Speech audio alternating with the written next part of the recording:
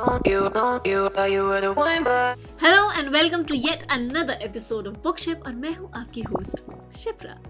आज मैं आपको लेके चलने वाली हूँ एक कंप्लीटली डिफरेंट बुक की जर्नी पे। आज हम बात करेंगे फाइनेंशियल इंटेलिजेंस के बारे में, क्योंकि भाई देखो सीधी सी बात यह है कि पैसा बहुत इंपॉर्टेंट है। आज हम बात करेंगे rich dad and poor dad की बाय रॉबर्ट कियोसाकी, जो कि हमें फाइनेंशियल इंटेलिजेंस के बारे में समझाता है। हर किसी को नहीं आता पैसा कमाना, और अगर किसी के पास पैसा आ भी जाए फॉर एग्जांपल, या फिर जो हेरिडिटरी जिनको पैसा मिल जाता है, तो उन लोगों के में अंदर भी ना ये फाइनेंशियल इंटेलिजेंस होना बहुत ज़रूरी है कि कैसे वो उसको सस्टेन करें, क्योंकि हर किसी को नहीं आता वो काम करना। जिसके लिए वो बताते हैं कि फाइनेंशियल इंटेलिजेंस होना, फाइनेंशियल नॉलेज होना बहुत ज़रूरी है। तो हमें ऐसे कोशिश करते रहना चाहिए कि हम ऐसे बुक्स पढ़ लें या इंटरव्यूज़ देख लें या वीडियोस देख लें या छोटी छोटी चीज़ें, बहुत बेसिक लेवल की चीज़ें, जिससे हमारी फाइनेंशियल इंटेलिजेंस इम्प्रूव होती रहे। लायबिलिटीज़ वो चीज़ें होती हैं जिन पे हम पैसा खर्चा करते हैं तो उससे हमें वापस पैसा नहीं आता। फॉर एग्जाम्पल, अगर हमारे पास हमें ज़रूरत है एक कार की, हमने एक कार खरीदी, हमारे पास एक नॉर्मल बेसिक कार है, बट उसके बाद हम दिखावे के लिए, अपने शौक के लिए, अपने पसंद के लिए एक और बड़ी कार खरीद लेते, एक और लग्जरी कार खरीद लेते। अब वो हमारी लायबिलिटी है, क्योंकि उस पर हमारा एक्स्ट्रा खर्चा हो रहा है, हम उसके मेंटेनेंस के एक्स्ट्रा खर्चे हो रहे हैं, रोड टैक्स है, बहुत सारी चीज़ें आ जाती हैं जो कि हमारे पॉकेट से जा रहा है। So that is our liability. So ये होती हैं लायबिलिटीज। अब एसेट्स क्या होते हैं? एसेट्स वो चीज़ें होती हैं जिनसे आपको वापस पैसा आता है। आप अगर for example X amount invest करते हो, सो आपके पास X plus some amount return में आ रहा है। तो हमेशा जब भी आप कोई इन्वेस्टमेंट करना चाहो या आप खर्चे के बारे में भी सोच रहे हो, सो मेक श्योर कि वो लायबिलिटी है या वो एसेट है, उसको पहले एक बार डिफ्रेंशिएट कर लो और फिर सोचो कि आपको वो एक्चुअली खर्चा करना है कि नहीं, या वो इन्वेस्टमेंट करना है या नहीं करना है। इसके बाद आते हैं थर्ड चैप्टर पे, जो है माइंड योर ओन बिजनेस। सो एक बार वो एक पार्टी में एक इंसान से मिलते हैं एंड वो उनसे पूछते हैं, okay so what is your business? So उनको जवाब मिलता है that he is a banker. तो वो बहुत एक्साइटेड होकर उनसे पूछते हैं कि अच्छा तो आप बैंक ओन करते हो? तो बोलते हैं नहीं मैं बैंक ओन नहीं करता, बट मैं वहां सिर्फ काम करता हूँ। तो रॉबर्ट ने उनको बोला, तो फिर तो बैंकर आपका प्रोफेशन हुआ, आपका बिजनेस क्या है? बैंकर होते हैं वो बहुत कंफ्यूज हो जाते हैं। प्रोफेशन वो चीज होती है जो आपका काम है, जो आपकी जॉब है, जैसे कि आप अगर कोई इंजीनियर हो या आप एडवोकेट हो या आप बैंकर हो, कुछ भी हो, सो that is your profession. What is your business? Business वो इन्वेस्टमेंट्स होते हैं, वो प्लेसेस होती हैं जहां से आप पैसा तो आपको आ रहा है, बट एक्चुअली आपको वहां पे फिजिकली प्रेजेंट होने की जरूरत नहीं है। फॉर एग्जाम्पल, आप स्टॉक्स में इन्वेस्ट करते हो, अगर आप रियल एस्टेट में इन्वेस्ट करते हो, जो आपके साइड बोलते हैं ना, जैसे साइड इनकम क्या है, तो वो जो साइड इनकम होती है ना, वो होती है बिजनेस, जहां आपके बिना भी काम हो रहा है। एक बार आपने जो आपको इन्वेस्टमेंट करना था वो कर दिया, उसके बाद it's happening on its own, money is making money. तो वो होता है बिजनेस। तो इट्स ऑलवेज वेरी इंपॉर्टेंट कि आप डिफरेंस समझो कि प्रोफेशन और बिजनेस क्या होता है, and try to have a business. ज़रूरी नहीं है कि हर कोई जॉब छोड़ के रियल एस्टेट में आ जाए या स्टॉक्स में इन्वेस्ट करना शुरू कर दे।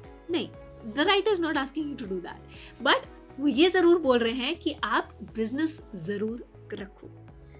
Now I have not met a single person जिसको ऐसा लगता है कि वो सफिशिएंट कमाता है। हम हर किसी को यही लगता है कि हम थोड़ा और कमा सकते हैं, या हम जितना भी कमा रहे हैं वो अभी बहुत कम है, क्योंकि हमारे खर्चे ही नहीं कभी खत्म होते।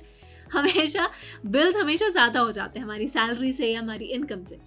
सो इस बात को समझाते हुए राइटर बोलते हैं कि it's not important that how much you make, it's important how much you keep and how many generations you keep it. मतलब इनकम चाहे जो भी हो, आपके बिल्स चाहे जो भी हो, आप उसको रिड्यूस करके just try and make sure कि आप हमेशा कुछ कुछ बचाते रहो and keep investing that, you know.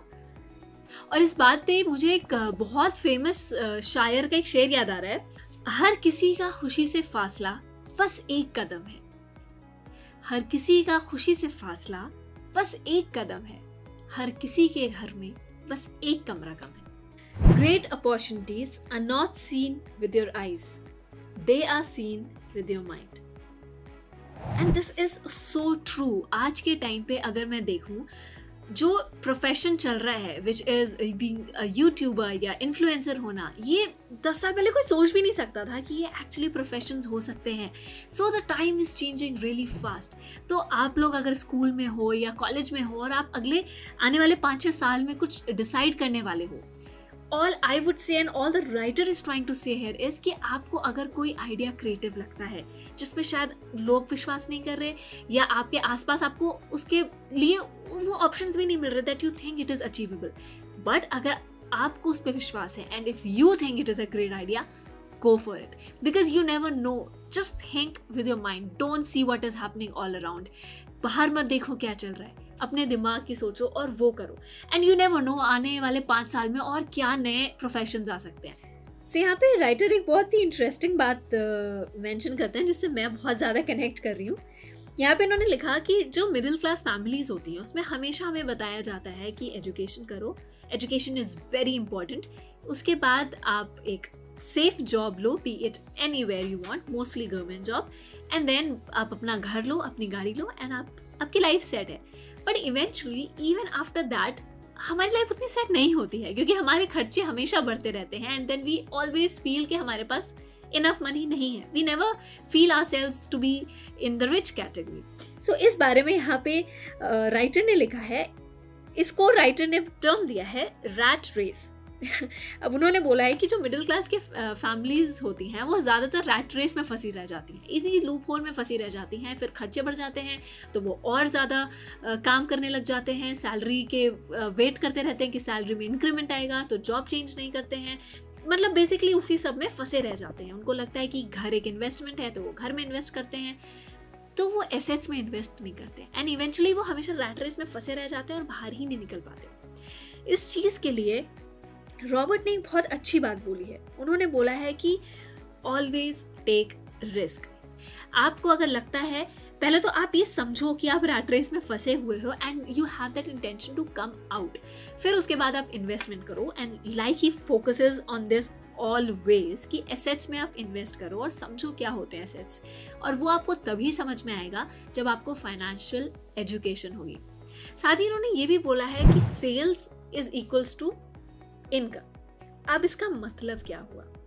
इसका मतलब ये हुआ कि हमें हमारी सर्विसेज को, हमारे प्रोडक्ट्स को, हम एज अ टैलेंट अगर हमारे अंदर है, एज अ मैं डांसर हूँ या सिंगर हूँ या मैं बात कर सकती हूँ या मैं इंजीनियर हूँ, मैं डॉक्टर हूँ, कोई भी चीज़ हो, उन सभी चीज़ों को हमें सेल करना आना चाहिए टू द अदर पर्सन.